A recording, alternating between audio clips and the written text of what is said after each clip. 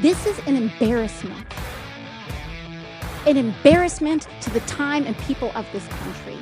And I would ask that the chair and I would ask that this committee elevate to the promise of our duties here and comport ourselves with the consistency and practice that is required of our seats and our duty and our oath to our responsibilities here. She's an oath keeper. She's a member of the Oath Keepers. Put her in handcuffs. You can't keep your oath. You're supposed to violate your oath. And it's an embarrassment to the time of our country. Is that what that was? She is, she's not the smartest member of Congress. Or is she? Hard to say. An embarrassment to the time and people of this country. That was written down in advance. That was prepared text. Alexandria, a.k.a. Sandy Ocasio-Cortez. Sandy Cortez in high school. And she became a bartender. Now she's one of the Democrat Party's, that means the media's, heroes in the U.S. Congress. Remarkable stuff. Well, happy Friday once again, and welcome. So much to talk about. Joe Biden demonizing half the country with vicious partisan attacks that ought to be returned in kind by the Republican Party's leadership in the House, in the Senate, and on the campaign trail. He should be brutalized viciously with the most slanderous kind of attacks. They just match the rhetoric of Joe Biden and the Democrats. Just return fire in kind. You wouldn't want to blow things out of proportion. Just call them Satan-worshiping, child-slaughtering murderers from hell. Things like that. Just off the top of my head, I could refine that a little bit. But we also learned not so long ago that California Senator Dianne Feinstein passed away at the age of 90. Well, there's a lot to talk about there. There sure is. She unleashed the Brett Kavanaugh lynch mob with Dr. Christine Blasey Ford. She pushed senators to vote against the confirmation of Brett Kavanaugh to the Supreme Court. There was a moment with her cornering and bullying Senator Lisa Murkowski, trying to get her to vote against Brett Kavanaugh because of a fake story, right? And that's mad. And she did have the Chinese secret agent on her staff in her San Francisco office, but only for 2 decades, only for 20 years. Pay no attention to that Chinese intelligence officer in her office with access to everything. She could see the big board, the files, the phones, drove her around in the car. You think that was wiretapped? Not a chance. Amazing. And Senator Feinstein voted yesterday. She voted on a bill yesterday, and today at the age of 90, she passed away. She's been frail and not in good health for quite some time now. And there's a lot more because the Democrats looting Philadelphia. We got the big Democrat leader, Meatball. I got her. She got thrown in the hoosgow, in the can, in the joint. And she's out now, naturally, because it's Philly and they let all the criminals out. They love criminals and they love crime because they're Democrats. They got a Soros prosecutor there, too, who's pro-crime and pro-criminal. And that's perfectly mainstream Democrat Party stuff. But in the meantime, and in between time, ain't we got fun? And we are at 888-630-9625. Let's go to the telephones, Michael. Let's go to Daniel calling from Stafford, Virginia, who is calling in about the now deceased, the now late California Senator Dianne Feinstein. Daniel, you're on the Chris Plant Show. Hello, Chris. It's good to talk to you again. From 1978 to 1983, I was the public affairs chief with the Marine Corps and officer for the 12th Marine Corps District. I worked with Dianne Feinstein. I knew her quite well. We socially, politically, we did not see eye to eye on a tremendous amount of issues. Because, later in today, I worked for President Trump and President Biden I was assigned by President Trump's Hispanic Prosperity Commission. I'm terribly proud of that and carried over into the Biden administration. And I was also the co-chair of the Latinos for Youngkin Coalition to help Governor Youngkin get elected. But I knew Diane very well. She, and I think you're being very fair about her life. But one aspect of her life, when she was the mayor, is her patriotism should not be questioned. Her actions should be questioned. Her political actions should indeed be questioned. She was so generous to the military. She demonstrated such outreach and patriotism during Fleet Week to the Marine Corps. I helped her greet the Queen of England with my then fiance, Susan. We were there in the front row. She named a day after me, September the 15th, 1983, is Danielle Cortez Day. I knew her quite well. She, as a mayor, she was very patriotic, very conscientious. Were we politically in line? Absolutely not. The things that you are chronicling about her are quite accurate. But as a person, she was unique, she was generous, and she was loved by the community on both sides of the aisle. Now, did I ever vote for her? No. Did I ever send a campaign donation? No. But I mourn her as a respected official and a friend, and her family. And I want to thank you for trying to be fair about a woman that will go down in history as quite remarkable, not perfect, but quite remarkable. And I should say, we know each other, don't we? Yes, Chris, of course we know each other. I didn't know that it was you hanging on the line, and I didn't know it was you until you started talking. I just have Daniel on the board from Stafford, Virginia, so I didn't know it was you. And we have friends in common, Luis Quinones, and we've met out and about. Daniel and I have many times, and not in your Marine Corps days, but more recently in the Trump era. And yes, when I worked for the president, and of course, I'm a big supporter of our governor and the lieutenant governor, who's a former Marine, Winston Sears, and my good friend Jason Mayaras.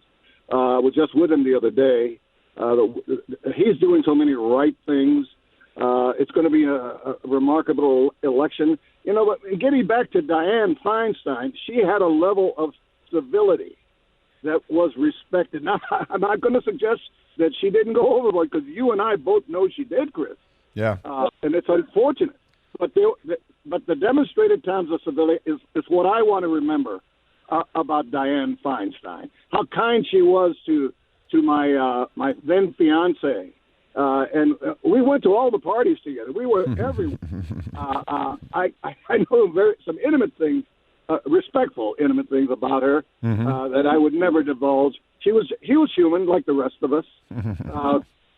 She did so much for San Francisco. I have to give her credit there. Sadly, when she went into the Senate, you have spoken about it quite accurately. But today is a day of mourning for a great lady, and we want to do the same thing on both sides of the aisle. And I think you're doing that fairly.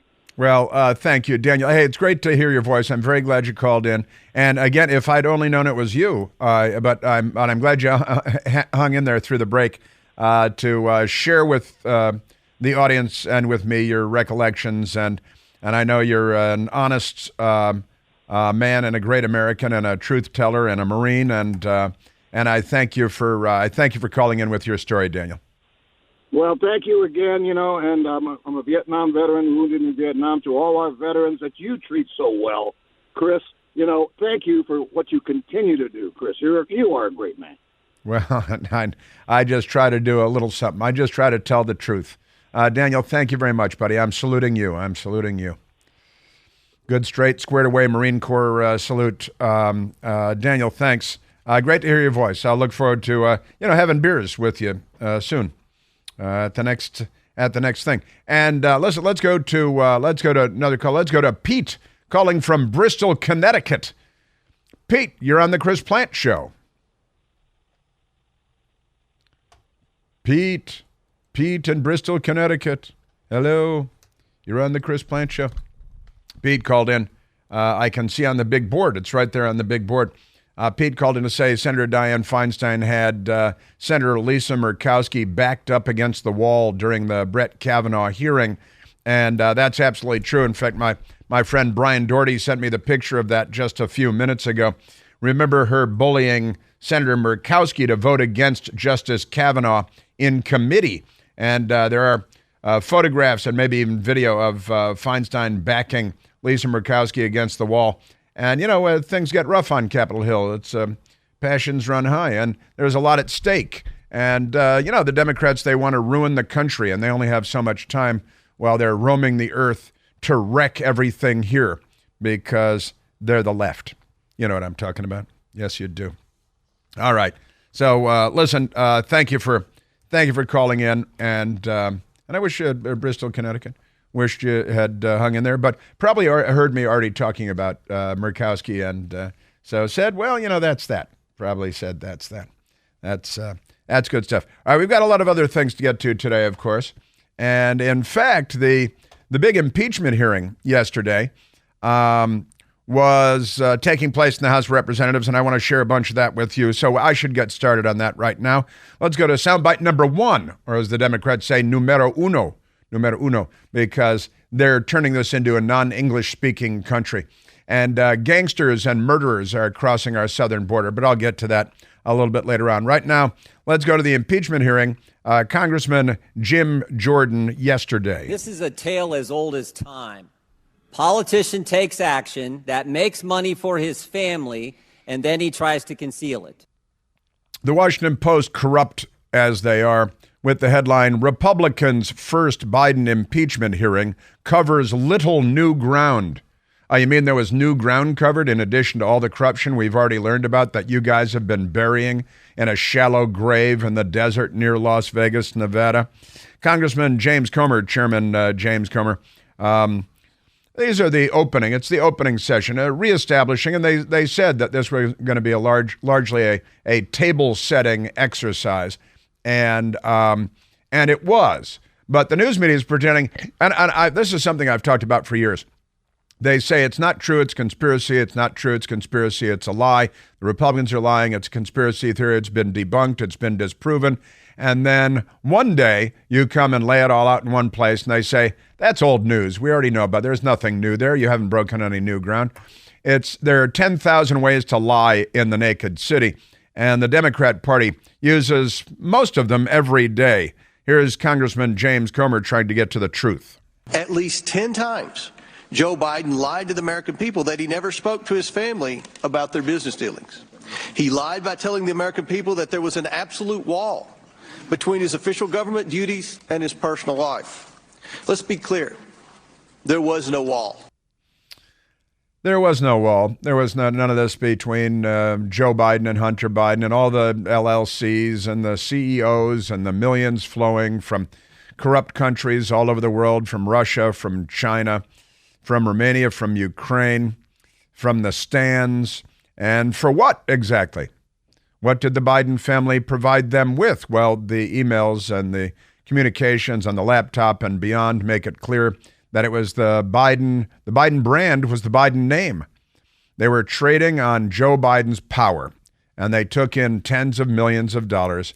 And look at what the Chinese and the Ukrainians have gotten back. Let's look at what everybody's gotten back. But the Democrats, and that means the news media too, they're working very, very hard, pedaling as fast as they can to cover this up. Congressman Comer. We have bank wires that show that Biden's took $20 million from foreign nationals in at least 5 different countries. There's overwhelming evidence that Joe Biden was involved in all of these shady business schemes. That's a problem. Yeah. That's a threat to our national security. And today we rehashed and went over all the different items of evidence, and we announced the subpoenas. We're going to continue to move forward and follow the money. It is good to be a Democrat because the entire media establishment is trying to kill any discussion of the tens of millions of dollars from 5 corrupt countries going into the Biden family coffers. For what? We don't know. We know what the Trump family did to make money. But what does the Biden family do to make all of this money? And we've got an incredibly incurious news media. You know, CBDs, CBDs are everywhere these days, putting CBDs in pretty much everything. Well, my friends at Generic CBD, they've infused it into their #1 best-selling, deep-penetrating muscle and joint cream. And let me tell you stuff. Take a look for yourself. It's amazing. It melts right into your knees, elbows, into your shoulders, into your back, especially those knuckles, your hands, your fingers. Goes to work in a matter of seconds. And even my best girl says, it's a fantastic moisturizer, too. The company's called GenericCBD.com. We love them. They love us. You've heard me talk about them before. They sell premium CBD products for less. And right now, you can try their muscle and joint cream for free. For free. You pay $2.95 for the shipping and handling, but don't worry, it's not a subscription. There are no strings attached. They just want to send you a bottle so you can try it because they know you're going to love it. You're going to buy it from mom. You're going to buy it for people at work. You're going to buy it for yourself.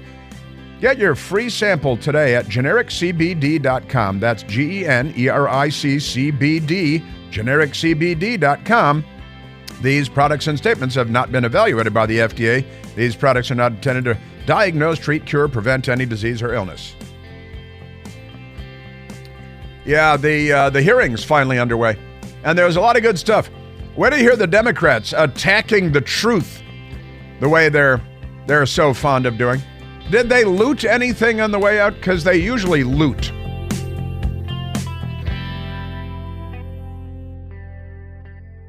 Hey, it's Chris Plant, excited to tell you about our July 2024 Listener Sea Cruise. We'll be sailing around the British Isles, visiting Scotland and Ireland. Please join us. Book by this July 31st for extra savings. Visit ChrisPlantCruise.com. Let's go back to the telephones. 888-630-9625. Let's go to James calling from Bolivia, North Carolina. James, you're on the Chris Plant Show. Hey, how you doing, Chris? Good, James. What do you say? Getting out of your truck there. Yeah, I drive all night. Drive a sweeper truck, cleaning parking lots, and I had a bald tire. Had to get replaced this morning and oil change. So I've been up since 8 o'clock last night. Good Lord. Good Lord. I called because I usually listen to you on the MAL app, and then I'll watch Newsmax, and I always feel so sorry for Jason because he has no choice but to hold up all that nonsense on your show. I feel bad for him because he's so bright and intelligent and articulate, and everything he says is just so wrong. Just so wrong. Just so wrong. He's the liberal. Yeah, he is. Very, very much so. Very much so. It's a disease that's infecting a lot of our country. It is. I'm about to run out of time on you, though, James. Yeah. Let me make it quick. I know how you like to run out the time. I was kind of perplexed because I was actually in a public place at Walmart getting my tire changed down in Southport. And lo and behold, they got Fox News on the big screen in the waiting lobby.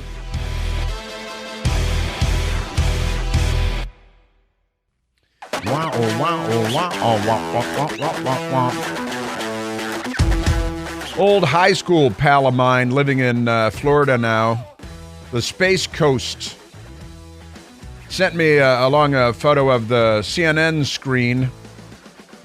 They have the doomsday clock counting down to government shutdown. CNN loves the government because they're an extension of the Democrat Party, and they fight day and night for the Democrat Party, which has been taken over by the international left, but pay no attention to that. So CNN has the countdown clock, hours to government shutdown. They've had this for days now. 38 hours, 11 minutes, 38 seconds. I think that was a little while ago. And, a picture of Mitch McConnell. It's all the Republicans' fault. And they're very patriotic all of a sudden at CNN. And it made me laugh, the countdown, the doomsday clock. It reminds me of the earth is on fire and we're all going to die soon. And we have only 8 years until certain death visits all of us because of the weather, the climate. And nobody believes CNN. Nobody trusts CNN. I was at CNN for a long, long time. My best girl was at CNN for not quite as long. And lots of friends. In fact, This morning, I texted out to a text thread, friends of mine who are also former CNN people, the latest news on how CNN is doing. They get a new president every couple of weeks of CNN, and I think they throw him off the roof of the Time Warner Center or something. They go splat near the Christopher Columbus statue in Columbus Circle in Manhattan. But the radical left-wing extremists at Mediaite have the headline, CNN hits a record ratings low. A record ratings low. And the New York Post has the story, CNN posts lowest weekend ratings in key demographic in its recorded history. In its recorded history. And that's because nobody watches CNN. And the reason nobody watches CNN is because nobody trusts CNN, because it used to be the most trusted name in news. That was their slogan, I think, right? And not anymore. But here it is. CNN hit a historic low in the quarter, the fiscal quarter, a 3-month period, dropping to, listen to these numbers, in a nation of 330 million people, dropping to 119,000 average prime time viewers in the demographic 25-54 and 88,000 average total day demo viewers, meaning 88,000 in prime time. It goes up to 119,000 viewers, and during the day they're bringing in an average of 88,000 viewers that are in the coveted 25-54 demographic, right? These are the lowest numbers for the network dating back to 1991. Wow. For context, those numbers are down from the second quarter of 2023, when CNN notched 126,000 viewers average in prime time, now down to 119,000.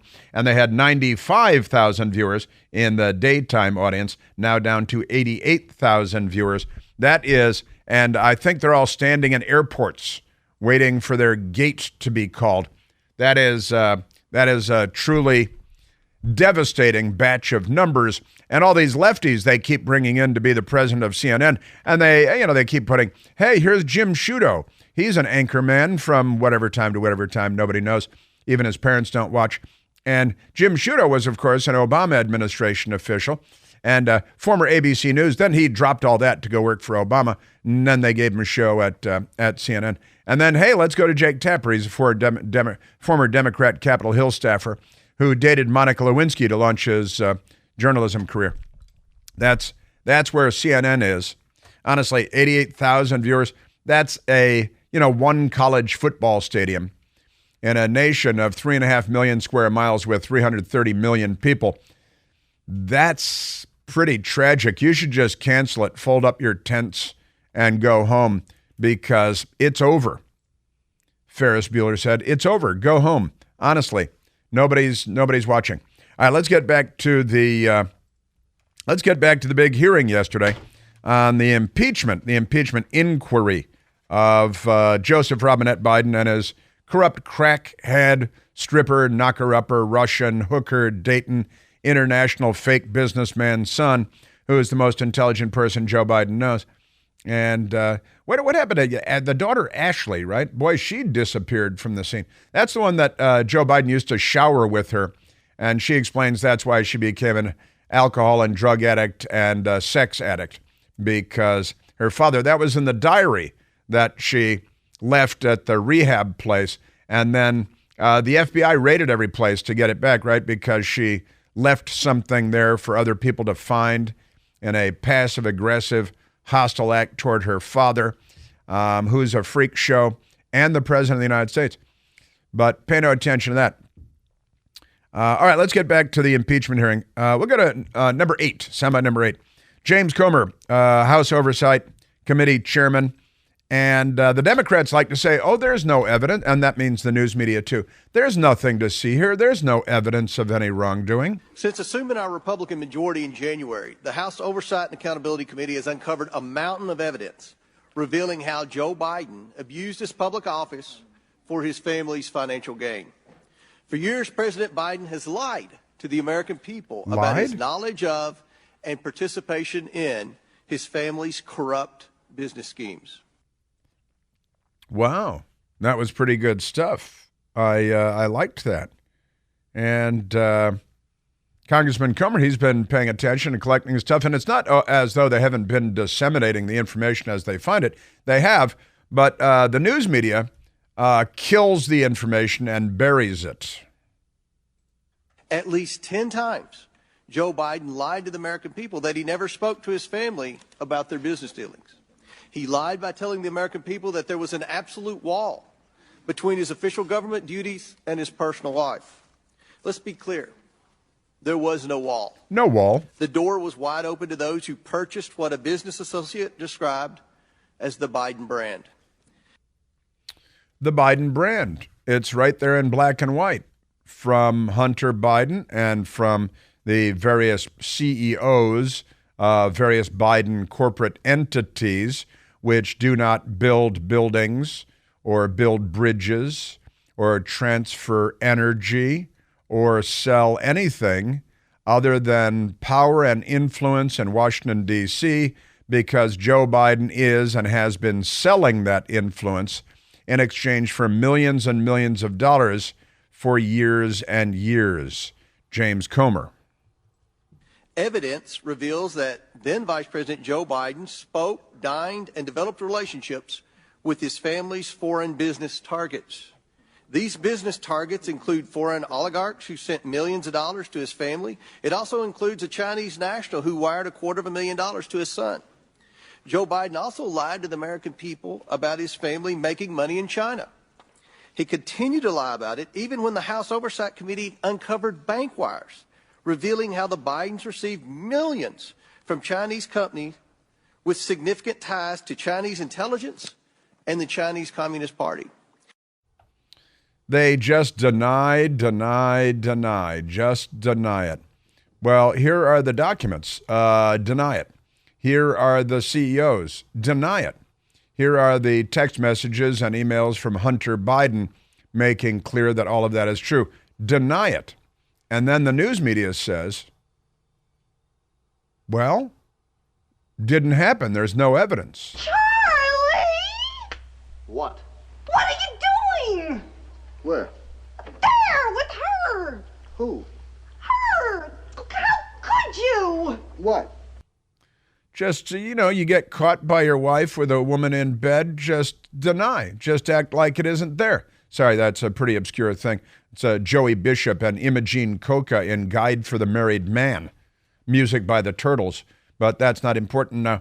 And they just deny it. It doesn't matter. You're O.J. Simpson. They are O.J. Simpson. It was like, well, your glove is cut and the blood from your wife is all over the dried glove. If the glove doesn't fit, you must acquit. This is just... The denial is beyond belief. The dead body is laying right there. Joe Biden is standing over it with a big knife in his hand. His leather glove is cut. His Bruno Magli shoes are tracking blood all through the White House. He has the cut on his hand right where the cut is in the glove that they found at the crime scene, drenched with the blood of the killer and the victims, and they just deny it. They just deny it. The Democrats, and they can do this only because of a fantastically corrupt news media, which they know they can rely on to carry their water no matter what the circumstances. Even Jake Tapper, former Democrat Capitol Hill staffer, yesterday with that lunatic, shaved head, radical extremist Democrat member of Congress, Ayanna Pressley, saying the border is secure. She's saying, no, the border is secure. Honestly, It goes to a couple of things. The millions of dollars from the oligarchs, as Congressman Comer said, around the world. It's the merger of state and corporate power, which is Mussolini's definition of fascism. And it reminds me of the Soviet author Elena Gorakova in her book, A Mountain of Crumbs. The rules are simple. They lie to us. We know they're lying. They know we know they're lying, but they keep lying to us. That's the Soviet Union and the Democrat Party. Congressman James Comer, committee chairman. No doubt about it. Oops, that's the wrong one. That's not James Comer, unless he has gone through some sort of transformation. James Comer. Just this week, We uncovered 2 additional wires sent to Hunter Biden that originated in Beijing from Chinese nationals. This happened when Joe Biden was running for president of the United States, and Joe Biden's home is listed as the beneficiary address. Is that going to be a problem? Here's $250,000. It's for Hunter. It's mailed to Joe Biden's address. What service did they provide to the Chinese Communist Party member in exchange for $250,000? We have a news media with thousands of lemming that don't ask that question. And then they go cheat on their wives, and they cheat on their taxes, and they cheat on their expense reports. Jonathan Turley he was one of the witnesses yesterday. Jonathan Turley, George Washington University law professor, and a guy who likes the truth, was there. And he was being shouted down by the lunatic lefties yesterday and attacked by the lunatic lefties yesterday. Jonathan Turley. And I want to emphasize what it is that we're here today for. This is a question of an impeachment inquiry. It is not a vote on articles of impeachment. In fact, I do not believe that the current evidence would support articles of impeachment. That is something that an inquiry has to establish. But I also do believe that the House has passed the threshold for an impeachment inquiry into the conduct of President Biden. I was speaking to James in North Carolina. I apologize, James. I ran out the clock on you. My apologies. But James was talking about Jason Nichols on my Newsmax show and how he feels for him because he has to, he's an intelligent man and he has to say all these ridiculously false things because he's a lefty. And it's true. It's generous, James, to define it that way. But nevertheless, it's true. He has to say all these ridiculous things that he knows aren't true. And that's the left-wing thing. They and everybody on left in the Congress and elsewhere, they seem fine with spreading these falsehoods. And one of the things that Jason said last night on the Newsmax show, he says, well, Jonathan Turley himself said that what they've presented so far don't justify an impeachment vote.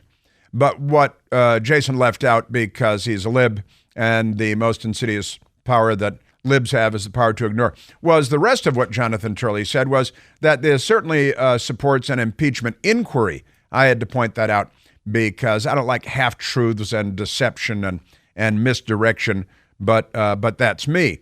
And that's the Professor Turley's position, that right now what has been established supports the need for an impeachment inquiry, but you're going to have to flesh out the evidence before you get to the impeachment vote, Professor Turley. Having said that, I want to just address 3 inescapable facts that led me to that conclusion.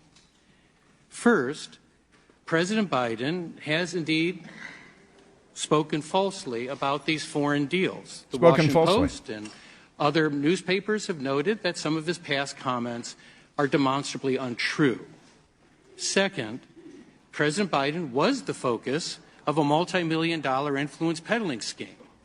And then finally, President Biden may have benefited from millions of dollars as a part of that scheme. Now, those facts should not be taken out of context. They're merely allegations, and they should not become presumptions of impeachable conduct. Indeed, as I've said in past impeachments, self-dealing is a difficult issue under the impeachment clause. The framers sought to avoid ambiguous standards. That's one of the reasons that perfidy was rejected. Now, we have a media that does not serve the public well, and CNN is a perfect symbol of that, and that's why their viewership is down to a small suburb of Boise, Idaho, and no more. Nobody watches them. Nobody trusts them. Our view, the American people, our view of the news media and their trustworthiness is at an all-time low, I believe. And this story, the Biden story, is a perfectly good demonstration of why that's the case.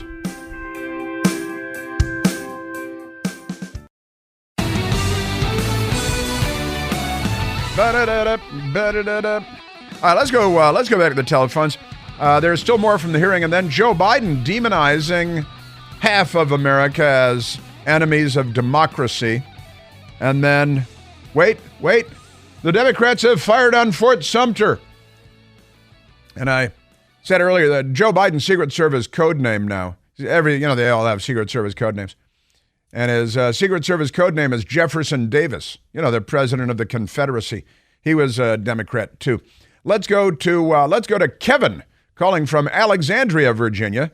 Kevin, you're on the Chris Plant Show. Hello, Chris. Hey, Kevin. I just wanted to say, first of all, I find your show eminently entertaining. Well, thank you. And I just wanted to say, I don't watch Newsmax, but I heard you talking about what your liberal on Newsmax had said about Jonathan Turley's testimony. And it was funny because I did watch The Five last night, one of the two shows I watch from Fox anymore, that and Greg Gutfeld's show. And Jessica Tarlov, their token liberal, said basically exactly the same thing, that Jonathan Turley wasn't supporting your Republicans. He's basically saying none of the evidence supports an impeachment. So I thought it was just funny that she used almost the same words. I'm convinced that when they go to sleep at night, they plug an RJ11 phone jack into their necks, and they have the Democrat Party's talking points downloaded into their brains every night while they sleep. Like how your laptop updates while you're in bed at night. We're going to update to a new operating system. They all say the exact same things, use the exact same words. And I don't know how they coordinate like that, but it's creepy, isn't it? I think it's just imitation. I hear one person say it, and they think it sounds good, so they keep repeating it. I don't know. I don't see how you blast the talking points out specifically, but yeah.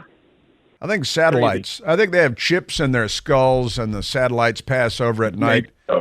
They download the talking points, and they regurgitate them faithfully using the same words in the same order.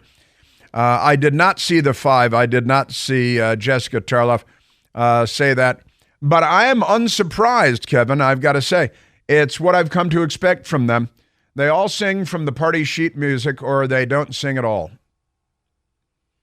Amazing. The Democrat Party. Remember, the Democratic Party isn't.